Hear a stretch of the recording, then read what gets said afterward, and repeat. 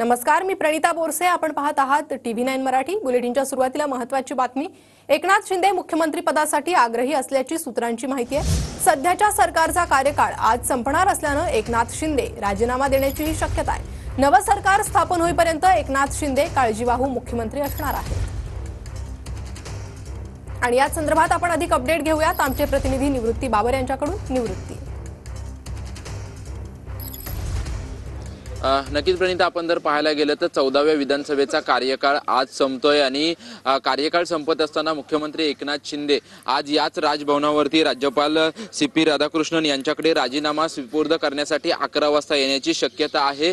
आणि मुख्यमंत्री एकनाथ शिंदे आपला राजीनामा या ठिकाणी राज्यपालांकडे देतील आणि त्यानंतर त्यांना 3 ते 4 दिवस काळजीवाहू मुख्यमंत्री म्हणून राज्यपाल त्यांना कार्यभार देण्याची शक्यता आहे. कारण मुख्यमंत्री 14व्या विधानसभेचे मुख्यमंत्री म्हणून एकनाथ शिंदे यांनी गेले जवळपास 2 ते 2.5 वर्ष कार्यकाळ पाहिला आणि त्यानंतर आता आज विधानसभेचा कार्यकाळ संपतोय, त्याच्यामुळे ते आज राजीनामा देणार आहेत. अजून देखील महायुतीमध्ये नक्की मुख्यमंत्री कोण असणार याबाबत अजून देखील नाव पुढे आलेलं नाही. आज नाव येण्याची शक्यता आहे आणि आज विधानसभेचा कार्यकाळ देखील संपतोय, त्याच्यामुळे आज नाव येण्याची शक्यता असताना मुख्यमंत्री एकनाथ शिंदे 11 वाजेच्या दरम्यान जे आहे ते राजभवनावरती पोहोचतील आणि ते राजीनामा राज्यपालांकडे सुपूर्द करणार आहे. त्याच्यामुळे नवीन मुख्यमंत्री कोण असणार तोपर्यंत मुख्यमंत्री एकनाथ शिंदे जे आहे ते काळजीवाहू मुख्यमंत्री म्हणूनच कार्यकाल पाहतील. परंतु आता जर आपण मुख्यमंत्र्यांचं शेड्यूल जर बघितलं तर थोड्याच वेळापूर्वी शहीदांच्या कार्यक्रमाला त्यांनी उपस्थिती लावली होती. त्यानंतर वर्षा निवासस्थानी गेलेले आणि थोड्याच वेळामध्ये राजभवनावरती येण्याची देखील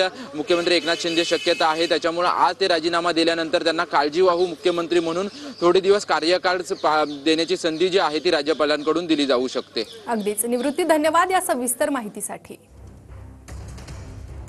आम्ही युतीच्या माध्यमातून लढवली आहे. या युतीत 3 प्रमुख पक्ष आहेत. या तिन्ही पक्षांचे नेते आणि आमचा पार्लमेंटरी बोर्ड आहे आमच्या पक्षाचं, आमचे वरिष्ठ नेते आहेत, ते सगळे मिळून जो निर्णय घेतील तो सगळ्यांना स्वीकारला जाईल सगळ्यांकडनं आणि तो लवकरच होईल निर्णय.